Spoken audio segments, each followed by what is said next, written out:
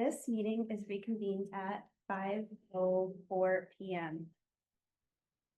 Is there anything to report from closed session? There is nothing to report from closed session. Okay, please join me for the pledge of allegiance.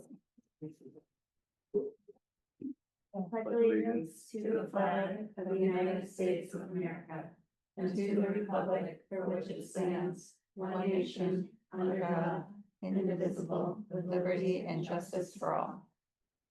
Just so everybody knows, these are not working in the speaker, but they're working for Zoom. So we'll try and speak loudly. I'll do my best. Remind me if I get too quiet. Okay.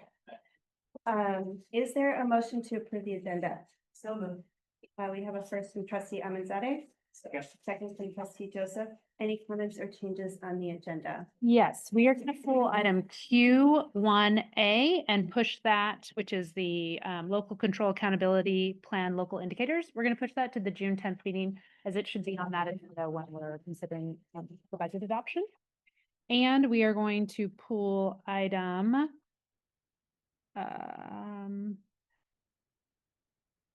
sorry, give me a second. 2D, which is related to an exhibit that will be considered at the June 10th meeting. Okay, we need a vote to approve the agenda. All in favor? Aye. The agenda is approved as presented. Okay, I have two names here for public comment. Dustin Hannah.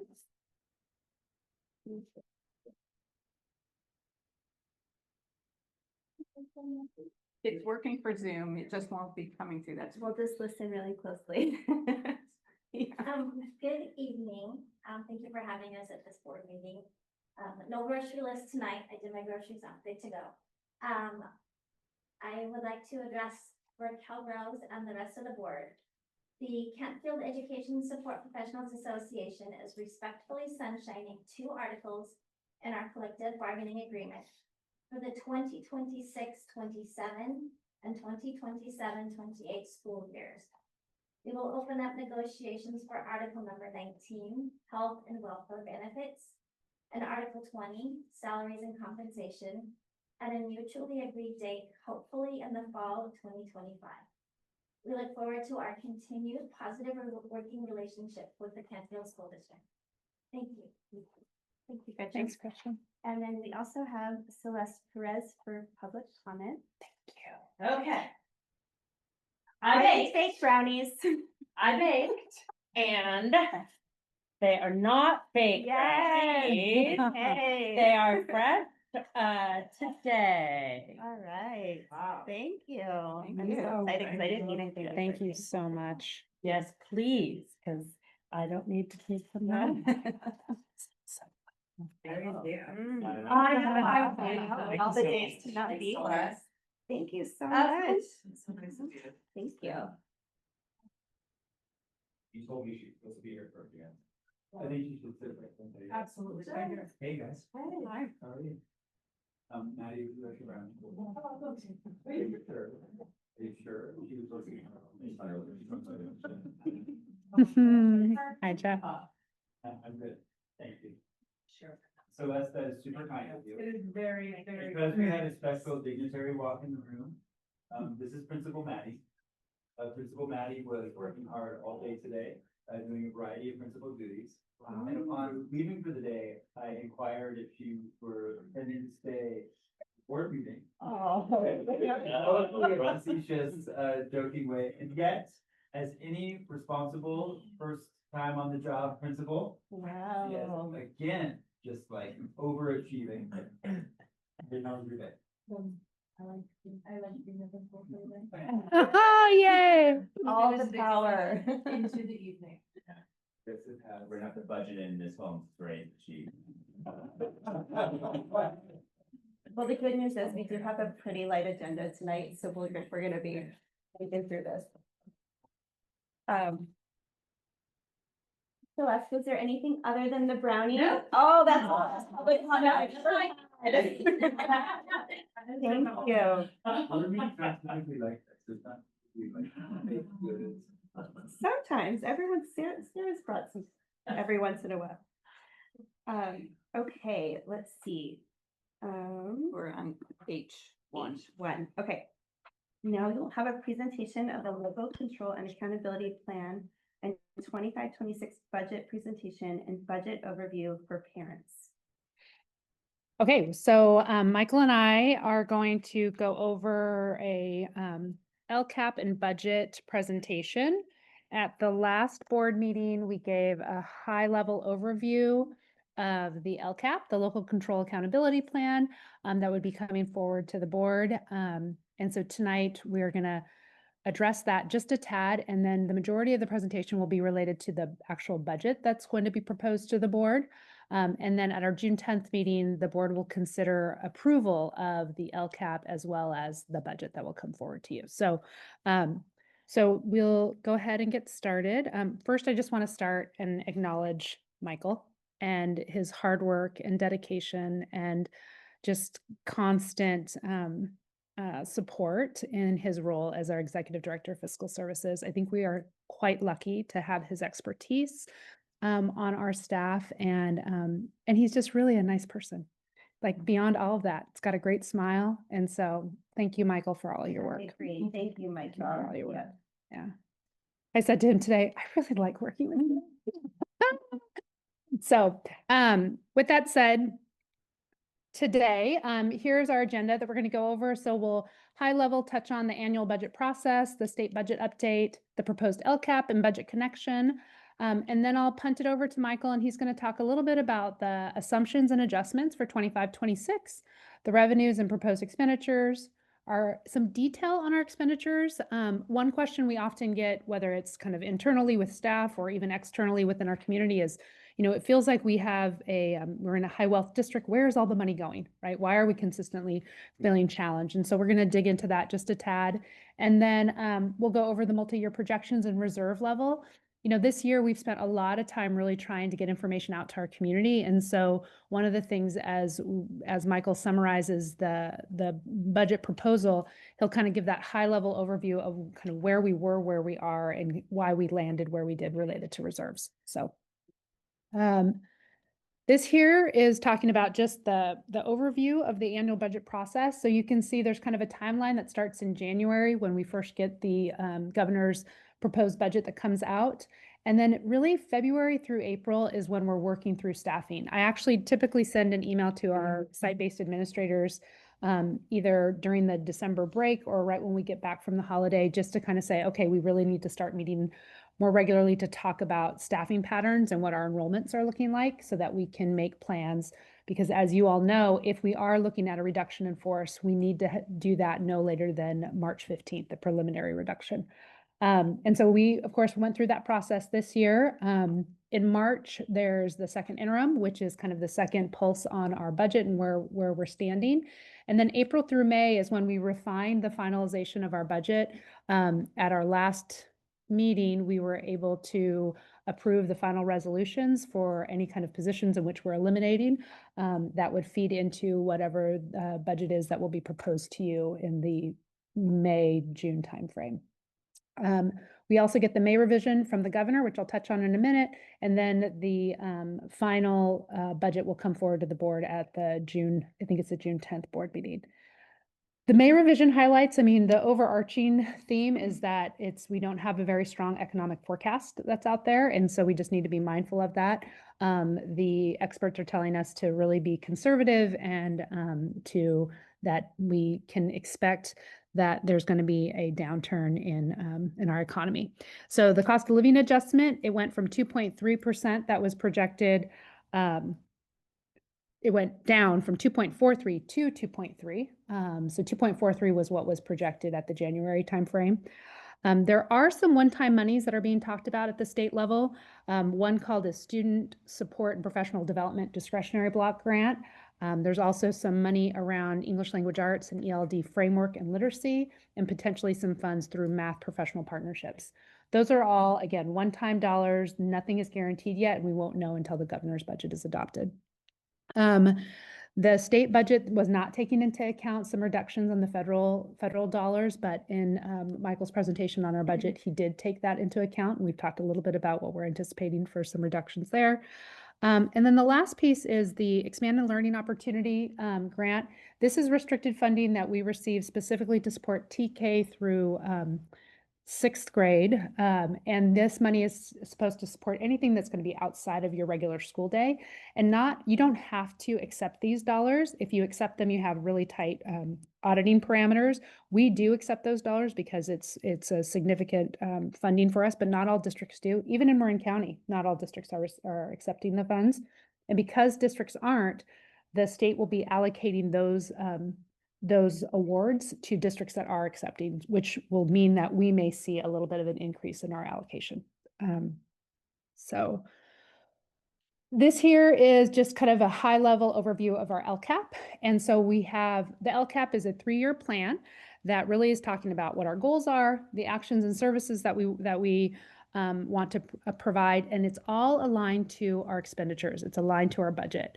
And so the way we have evolved our LCAP is really trying to align it to our school plans for student success. And then we've also layered in the board goals so that we try to see more of an alignment between and among these various initiatives that we have.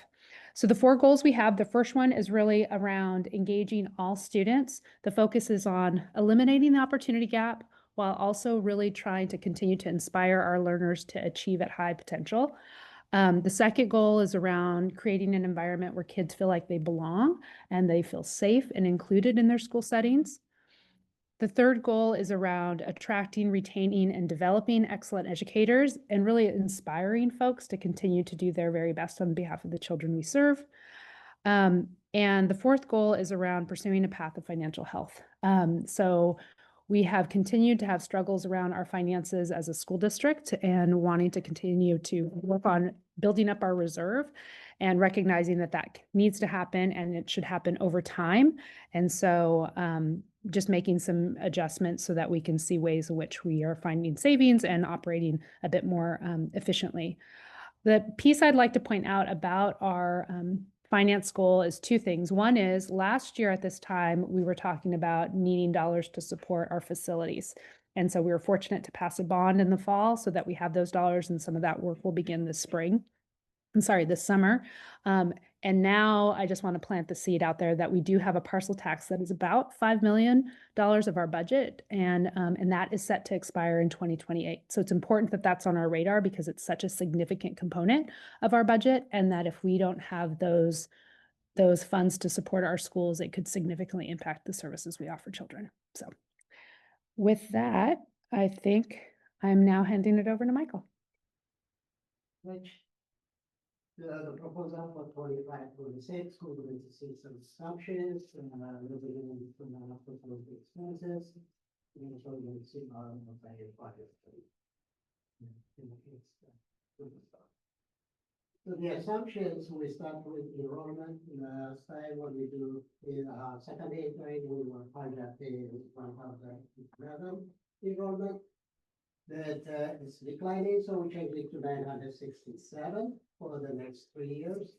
And based on that, our ADA will go down also. We project about 96% in. So the ADA is going down like 935 for the next 3 years. The good thing is we don't have a lot of funding based on ADA. It's very few state money that we get, specifically lottery and a couple other programs. So it's not going to affect us that much, but still it's a little declining on our revenue. The average step aid column, we're keeping it the same. It's 1.5 throughout the 2 years. Health benefits, it increased by 8.25% this year. Last year was about the same, and we are predicting that it's going to be the same throughout the 3 years. State teacher retirement, likely it's still steady, 19.1%. And the California Public Retirement System, CalPERS, 46.81 for 25-26, and it's going up to 27.8 from 27.28.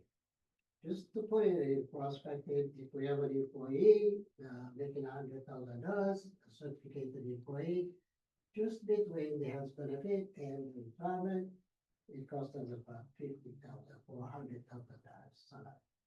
For a classified employee, it will cost us another 57, so that's $400,000. Summit. This doesn't include social security, care, work comp, state unemployment insurance.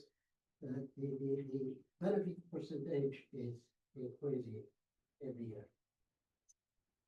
The tax growth, we'll talk a little more about that. We predicted 4.03% for 25-26, but we're taking it down to 0.5% for the next couple of years. We'll talk a little more about that on the next slide. The parcel tax, it's a 3% increase every year, and the tail was moved to 27.48. Now it expire, it's about $5.4 million. It's 22.3% of our total value. Very significant parcel tax.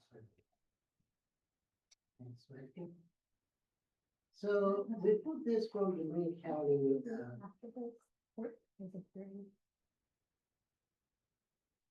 This is from the Green County Department of Finance. There was a tax for I believe, a couple of weeks or 2 weeks ago.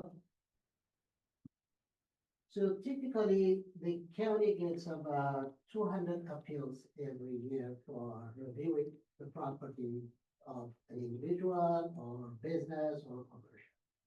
This time they're getting 1,361 appeals. And what this means is, if they are successful, their property it will be devaluated, which means the property tax is going to go down. The 1,361, it doesn't matter what they are. They are not guilty. This is whole Green County. So if they are successful, like I said, they're going to distribute the loss among the Green County. It doesn't matter where they are located. Say some of them are located in San Rafael.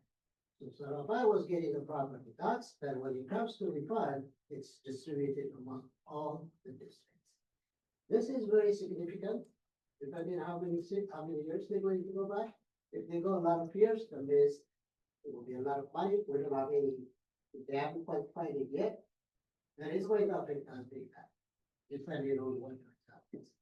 And that's one of the reasons we are projecting a little lower than the full year, among other factors. We want to be under control. Sorry, we're just Sure. trying to figure out if we ask questions now or wait till the end. That's fine. Okay. Michael, did they get back and say when they would have the conclusion of this for us? They haven't gave us any timeline. They didn't give us the amount either. Okay. It all depends. That when we heard it, they can go back a lot of years. Yeah. And it takes some time. It's a big thing, from 200 to 1,000. And then Raquel, Celeste had a question. Should we hold that till the end or should? Yeah, we can do that during the public hearing. Okay.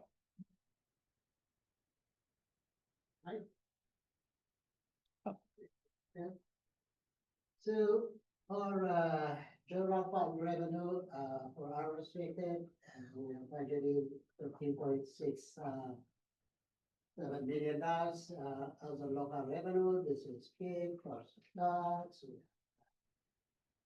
rent, interest, all the local. We are predicting $8.1 million.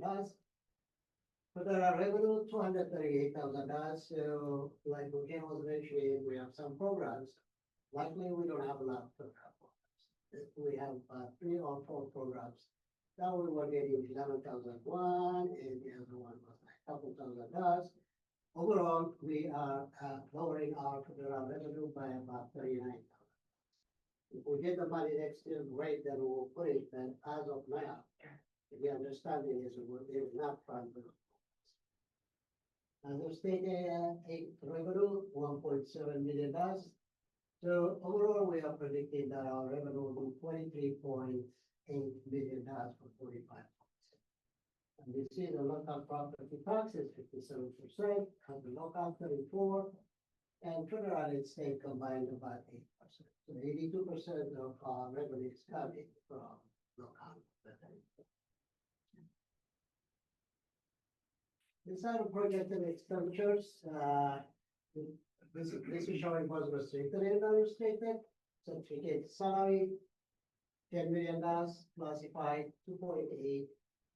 Benefits 6.2, and materials and supplies $463,000. Other services, $3.5 million. We'll break it a little bit on the next slide. And capital outlay and other outflow, 855. And the indirect cost is zero between restricted and restricted, because we charge the restricted programs indirect cost and we put it in unrestricted. So the overall general fund expenditure is $24.169 billion. So this is about $25,000 per student. We did this based on enrollment. So just a note here, the time the enrollment goes down, this expenditure per student goes up. So now the less kids we have, this is going to go ahead. Slide again. So we went back and see the salary and benefits expenditures. We've seen this on the previous slide. But what we did here is we pulled out contract services for our special. The contract services for special ed program, we have to provide service because we're getting the service for other organizations. So the APS, APA, and also MCO programs, just we don't have the capacity and expertise to serve those kids. We're outsourcing it, and we believe that this is pretty much like retail service.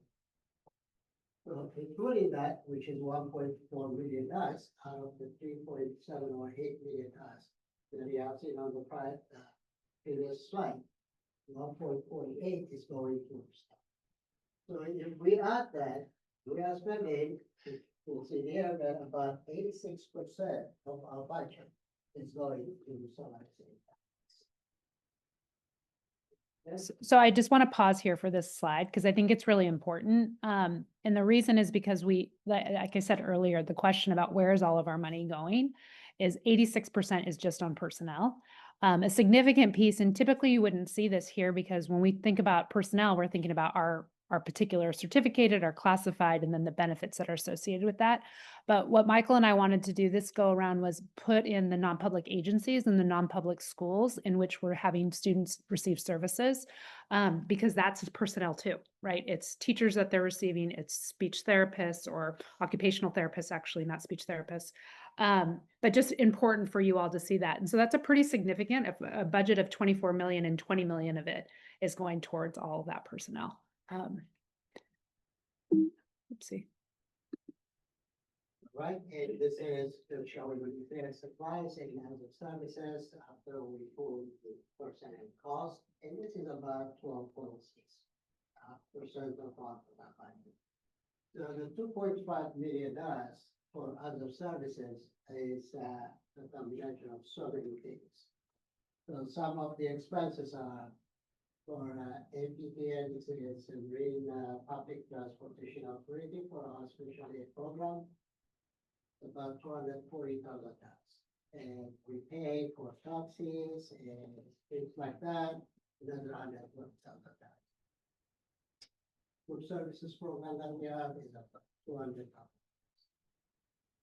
Property liability insurance, $217,000.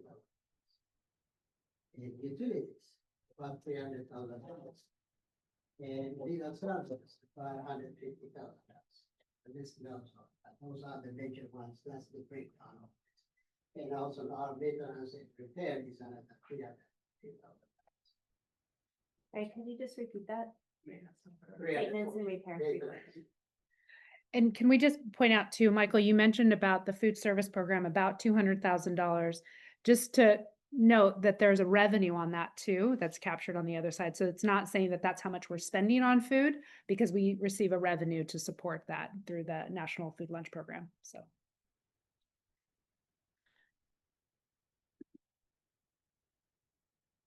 Right, so we'll go to the multi-year projection for 24-25. We'll kind of review our budget and we'll do a minor change.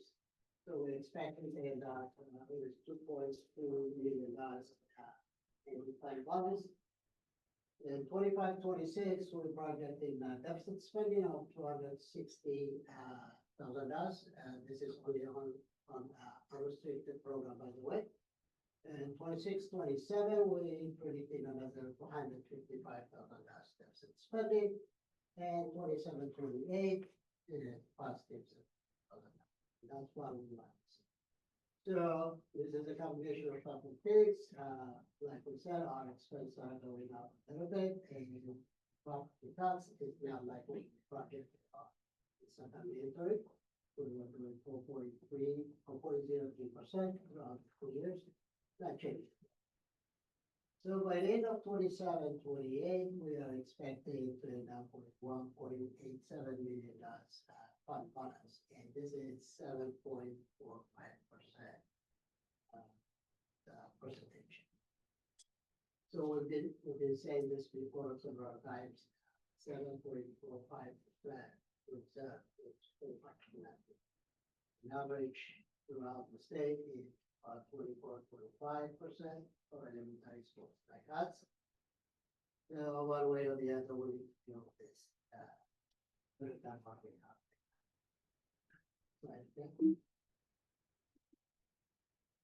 So this is combined restricted and non-restricted. We are expecting to start with $2.9 million on 45.6. And again, with deficit spending, the deficit spending going up a little bit because we are in our restricted program.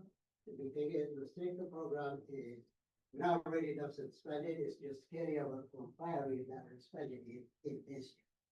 So for our restricted programs, the revenue and expenses must be equal. So it's not really deficit spending, just spending whatever is paid for prior year. So the ending fund balance on 25-26 was $2.6 million, and 27-28, $2.4 million, and this is about 9.6% reserve. So when we do second interim, we were predicting that we would have starting reduction for $350,000 from 25-26, and another $350, make it $700,000 on 46-47.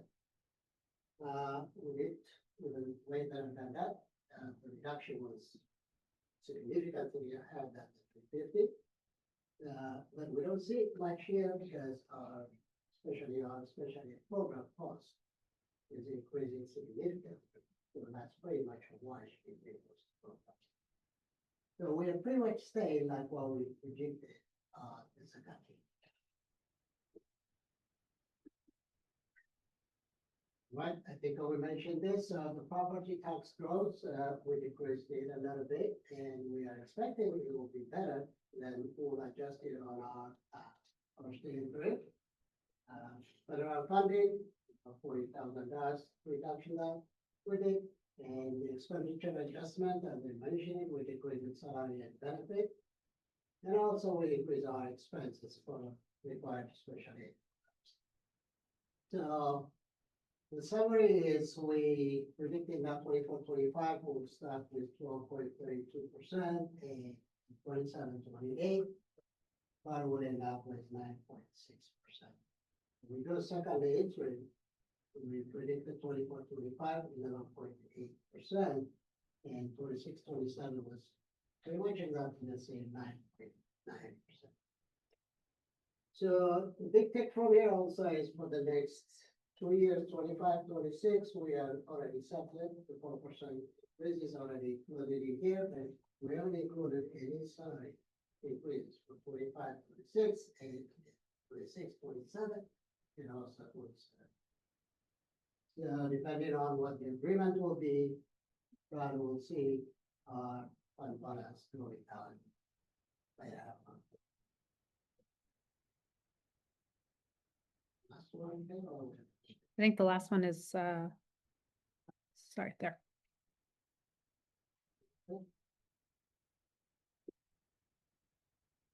Michael, sorry. I didn't hear. The other, not the 86%, but the 14%, you mentioned pretty big buckets of things like maintenance was in there, transportation. Is there anything that we can renegotiate or put up for RFP to kind of try to help drive prices down? I don't know, we kind of stuck with some of the contracts that we have because they are what, I don't know, Marin County provides us, and we're kind of forced to use it. I just don't know the details of some of those things. Like, so for example, like the transportation was pretty significant. It was like $250,000. Is there any opportunity to kind of relook at these? I'm not sure really because, especially for MPA, that's why we have this joint part so that we can have another power of negotiating. The problem is there's not much vendors. As an example, the transportation was only one company that bid for the next year. Mm. And just one company, they can manipulate the cost however they want. It's not only that understandably, the cost is also going to help, not like the big contract we have is with NPA and APS and also county of Ray County of something. And that's something I think we can talk about that as services that we cannot provide by ourselves. Mhm. And I'm not sure if we have any place we can register. Yeah. Marin Pupil Transportation Authority, the JPA that we have here, as Michael mentioned, there was only one submission for a vendor with us. They get the best pricing theoretically. The other places where we have transportation, some of the CAB agencies, is because we have to transport a kid to a non-public school based on the school that's been identified to serve them. Some of our non-public schools embed the transportation in their costs, so that's why some of their costs are higher. So we have one that's, I want to say, in Sonoma County, and they have that, the transportation is part of their costs as well. So I think we've gone through the route of looking at different agencies for like Happy Cab, for example, and they don't necessarily give us any kind of specialized deal or lower rate. So that's a tough one. And then I think I looked at that same list that Michael shared. I think that the one thing that we could think about, and this is really through our partnership with Reed, is around the food service. If there's any revenue that we can generate there, because that vendor, Food Masters, has been the vendor that we've had for the last 2 years. Right now, they've just finished a whole RFP process, and they have a new vendor that they're looking at bringing in. And if I understand it correctly, that new vendor may be a lower cost than Food Masters, which could then potentially generate some revenue. And so we'll see, but there's not a whole lot of options because it's PG&E, it's water and garbage, it's liability insurance. Raquel, why not, maybe you might not gonna have the answer for this, but like our costs for special ed just continue. I'm glad you broke it out, by the way. I think it's very helpful for us to kind of see that, especially year over year, but it feels like it's just escalating quite a bit. Is this happening across, do you know if this is happening across Marin? Are more people going to kind of these types of programs, or are we the outlier here and we need to adjust? I just don't know the answer to that. Yeah, so I think one of the things that's challenging for us is because we're such a small school district, in terms of what we're able to offer internally here is it's going to be smaller at scale. But students that are identified as special ed should really be less than 10% of your population. So it should be a small number of your student population because their needs should be such that it's pretty significant. I think what I'm hearing from the special education local plan area is that we're seeing more kids across the county be recommended to non-public school settings. And I feel like I'm seeing that a lot right now for us. And so where my head is going is saying, if we're not able to serve the kids on our campus, then we have to look at our staffing pattern related to special education as well. Because if the kids aren't here, then it's similar to our general education classrooms, right? We're not opening up another third grade classroom because we don't have the 22 students for that classroom. So if we don't have the students for the caseload, then we shouldn't maintain that staffing pattern. So that's the piece that, right now, as you are aware, we have a vacancy. And so I'm trying to think through, do we have to restructure that a little bit? Because if we don't have the students, then we should adjust by the staffing. But we are seeing more behaviors. I think that is the big thing that we're hearing just kind of in the field. And so there's behavior supports that we can bring on board, hence why we're wanting to have a BCBA consultant next year to help support us, to help build capacity internally. Because it's not just our special education students. A lot of students are just showing up a bit differently than they had 10 years ago. I think statewide, the problem is statewide. Especially college, it's not only statewide that's going up. And when we heard, at least for the last year or before last year, although the enrollment is declining statewide, enrollment for special ed is going up, it's not going down. Sarah, I'm just gonna throw my question out first because it's kind of related to Benny's and then I'll pass it over to you. So everyone just bear with me because I don't know what's contractually obligated with the health and welfare. I'm just wondering, we've seen multiple years in a row, it's gone up 8.25% each year, which is really significant. And is that a standard across the industry? Is it our particular health plan? Is that something we're able to look at? I don't know. It's a question. Because that's a significant amount that is not going back into salaries. So I'm just wondering if is that possible? Yeah, we can dig in a little more on that, but I don't think it's only us. We belong to CISC. CISC is, forgot what the abbreviation is. They have a lot of schools. And when we were at MCOA ourselves, we didn't have that much option because we didn't have that many pool. And CISC is huge. They have the negotiating power. If they cannot give us the best rate, then naturally we'll give the best rate, and that's when we know. Thank you. Yeah, so we are part of like, A JPA. okay, yeah. It's the same thing with our liability insurance, Marin School Insurance Authority. And so we're all part of a bigger picture piece there.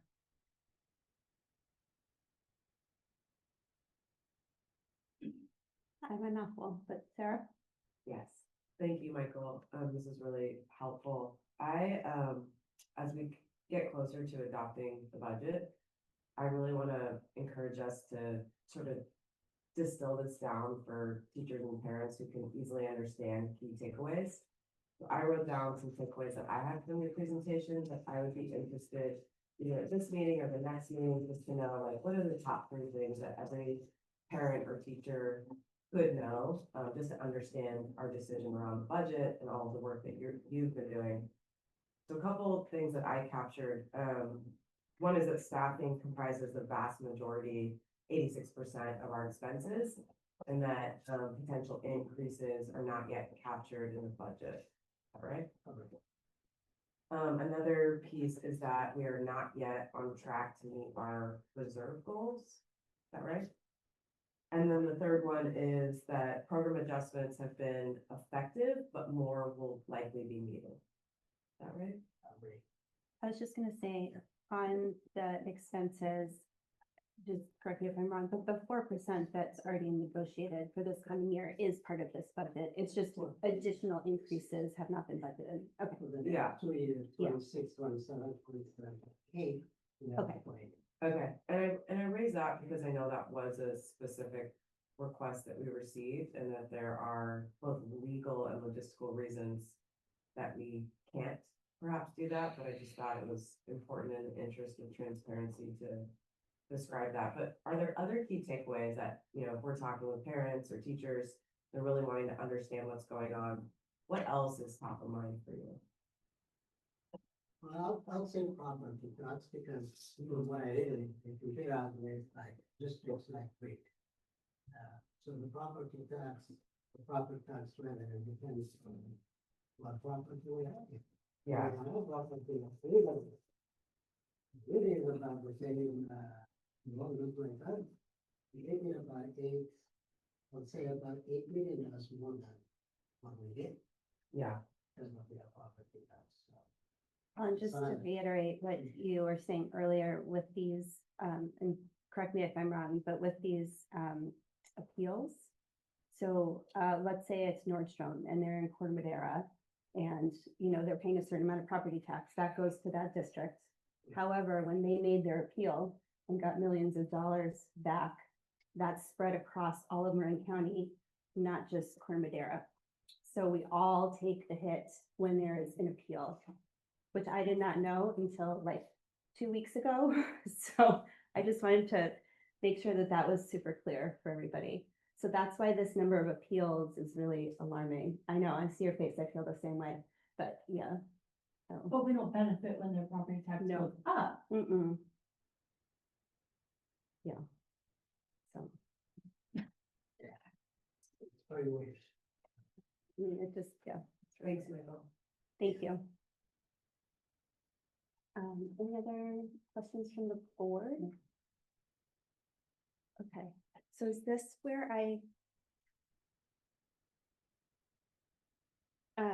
is this where I asked for public comment in LCAP? You have to open the public hearing. Oh, Yeah. we will now, I don't need the gavel, right? We will now open a public hearing on the Kentfield School District Local Control and Accountability Plan LCAP at 5:45 p.m. Is there any public comment on the LCAP? Celeste? I have a couple questions that came up while you were doing your presentation. What reminds me, and I should know this, what changes our designation of being ADA versus local control properties? Community Right, funded is it versus funded local versus- control. Versus, yeah. What's the, I thought it was the number of students, but I think was corrected. So, let's, to make it a letter is very simple.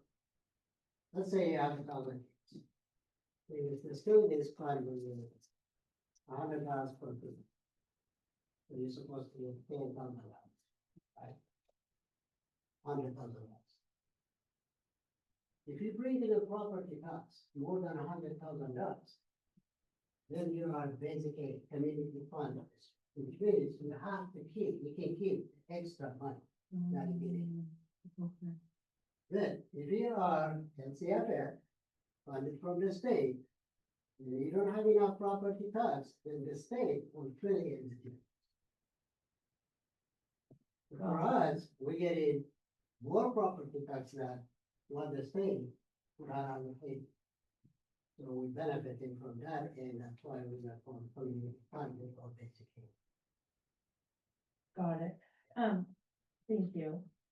Raquel, you said 10%, roughly 10% is kind of what a district should anticipate their special ed population on any campus or off campus or Typically, it would be 10% of your total population, 10% of your total population school enrollment population. So 10% of the 900 and something. is any designation of special ed. Yeah, there's of the 13 eligibilities. Yeah. Got it. And what is our? I would have to get back on that question because I don't want to give a wrong number and I'd want to be sure I double check. Okay, because, Benny's question, it's 350,000 in transportation that I calculated, because it was 220 plus 230 plus 120 or something. Like that. I don't know, that just feels like highway robbery, and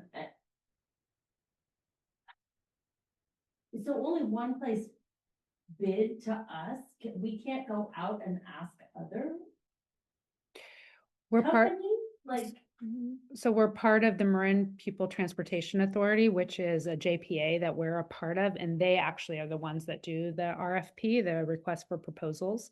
They only got one submission this year.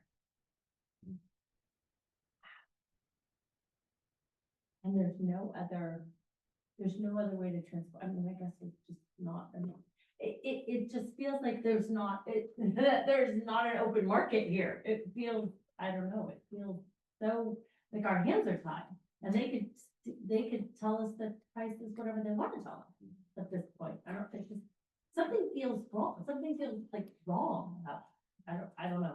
I don't know if that's who do I write? Who do I write to? Yeah, I don't. Kind of the county, I guess, I, yeah. yeah, like, Yeah. I don't know. Okay, I'll have to look into that. Sorry, I have one more question. Stirs and PERS going up, I think one was 19 and one was 20. Yeah, 27. Going up to 27. 27. 28. That- So, That's year over year. No, no, that's the total. Okay, that's not compounded, that's. It's not, it doesn't go up 26% every single year. no. So for 27, 28, the rate will be for stars is 19.1, and for PERS is 27.8. So if you Of what? compare Of 26, 27 of your salary, yeah. of the side. 26, 27, so that's for PERS, or 26.9, it went up to 27.8. So like for every $100 that's paid, we That's need what I to was pay saying for. 27.8 into It's PERS, and STIRS is 19.1. Any other employee with $100,000 salary, employee certificated, will have to pay 19,100 for the retirement for certificated for classified. That come up with 27,800. And Michael, could you repeat, there was a number you said where for every $100,000 in salary, So for what was the $100,000 additional in benefits Yeah, total? for certificated employee.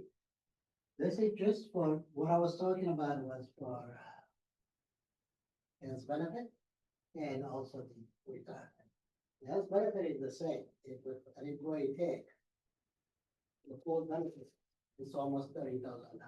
So for $100,000 salary, that's 30%. And on the top of that, we have to add 19% for stars, or employees classified another 47%. So we're looking, that's 30, almost 50% for certificated employee, and also 57% for classified employee. But Cory, this depends on what your salary. If Right. someone is making 150, Right. the rate goes to $11. Mhm. If someone makes, Yeah, health That's not benefit stays the very- same, but the contribution goes to anyway. I have a question. With the health benefits, it seems to be increasing the same amount every year. Is that industry-wide, like not in, like outside of CIS? Would we see that kind of increase just in the general population? I haven't done the search, but my understanding is yes. Probably since it's better. So I'm just gonna say, so typically for public hearings, we would have folks share comments, questions, what have you. And then we're being a little more dynamic here, so answering questions. We're an informal state. I mean, I think that makes sense.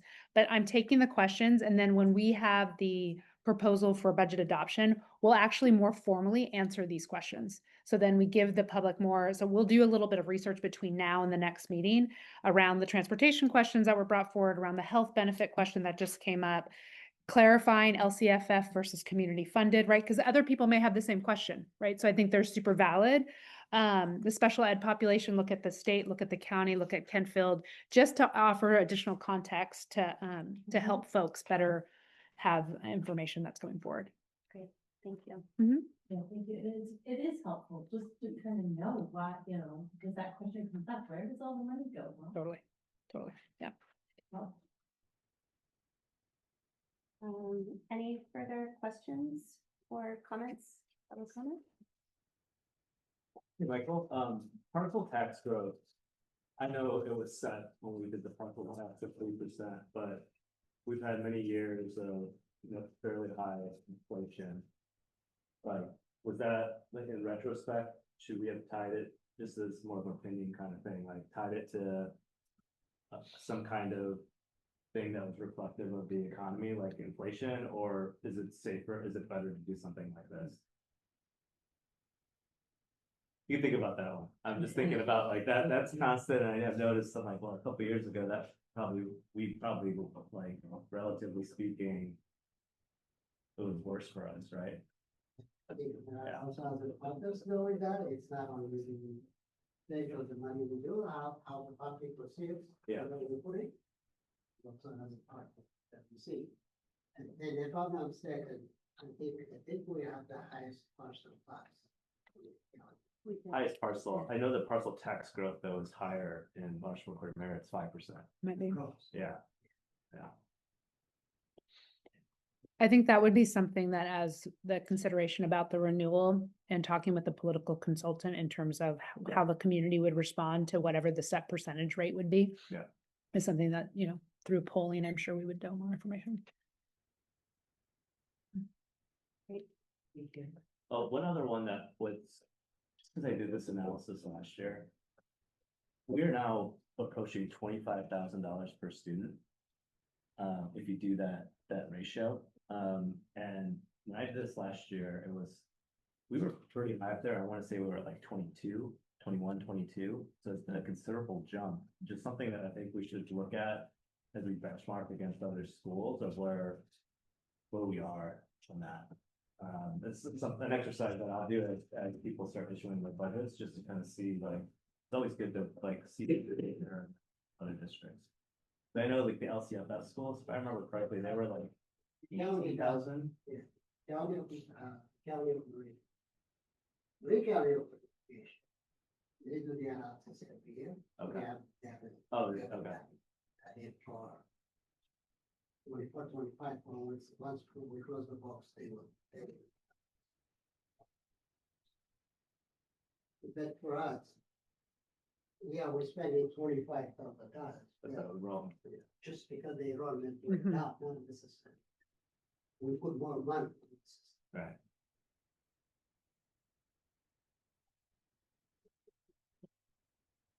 Okay. The public hearing on the LCAP is now closed. Wait, was this budget or LCAP? Well, it was LCAP, but it's okay, it's all We kind of did connected. it all together, but, Yeah. the public hearing on the LCAP is now closed at 6:56, or sorry, 5:56 PM. And then we will now open a public hearing on the Penfield School District proposed budget for 25-26. Yeah, There's 3 public hearings. there's 3 public hearings, okay, at 5:56 PM. Is there any public comment on the Kentfield School District proposed budget for 25-26? Okay, being none, there is no public comment. The public hearing on the budget for 25-26 is now closed at 5:57 PM. We will now open a public hearing on the Kentfield School District reserves for 25-26 at 5:57 PM. Is there any public comment on the Kentfield School District reserves for 25-26? Okay, seeing none, there's no public comment. The public hearing on the district reserves for 25-26 is now closed at 5:57 PM. We have a board break on here. Do you guys want to just push through? Okay. Okay. Do we have a motion to approve the consent items? So moved. Is there anything? Did we have a second? Waiting for her to say. Oh, I'm sorry. Yeah. We have a first from trustee Amizade. Second. We have a second from trustee Joseph. Second, yeah. Okay. Any comments or changes on the consent items? Nope. Okay, we need a vote to approve the consent items. All in favor? Aye. Aye. All opposed? The consent items are approved as presented.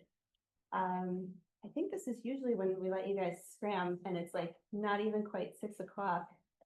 Can you believe it? So everyone obviously welcome to stay. Thank you for 2 weeks. But take the time. Take your evening back. Thank you, guys. Hey, thank you so much, everybody. And thank you for the brownies. It's delicious. Anybody need one for the road? Oh, I'm okay. Thank you. Thank you. Okay, we are Skipping 1A. skipping 1A, moving to item 2A. Do we have a motion to consider the approval of board policy 5117 interdistrict attendance? So moved. We have a first from trustee Amanzadeh. Second? We have a second from trustee Joseph. Any comments or discussion? No. No, this is I think we've seen this twice and ready to take a vote. We need a vote to approve board policy 5117 interdistrict attendance. All in favor? All opposed? Board policy 5117 interdistrict attendance is approved as presented. Item 2B, do we have a motion to consider the approval of administrative regulation 5117 interdistrict attendance? So moved. We have a first from trustee Amanzadeh, Second. second from trustee Joseph. Any comments or discussion?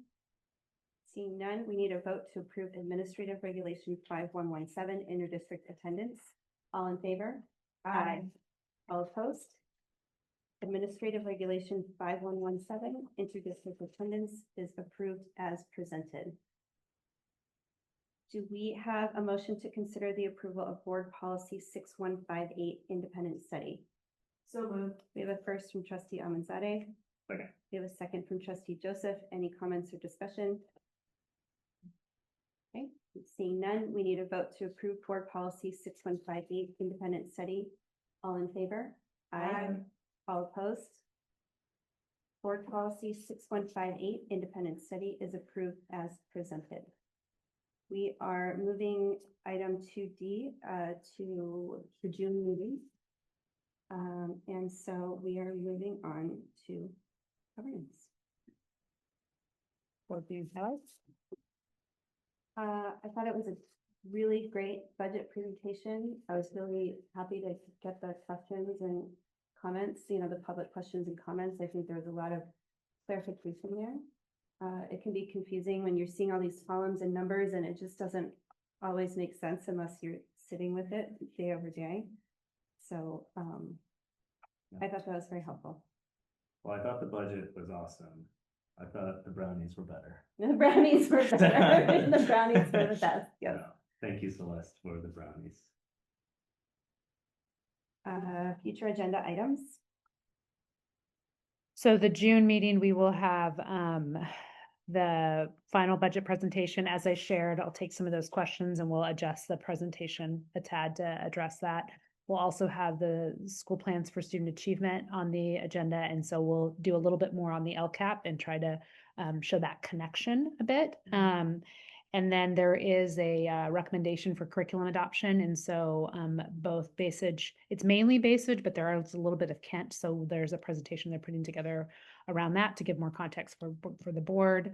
And the other thing is youth truth. And so just trying to think through space and time with our team, knowing how crazy this time of year is. So typically we would have it at the June meeting, but I'm not sure if they might want to push it to the beginning, to our first meeting when we come back.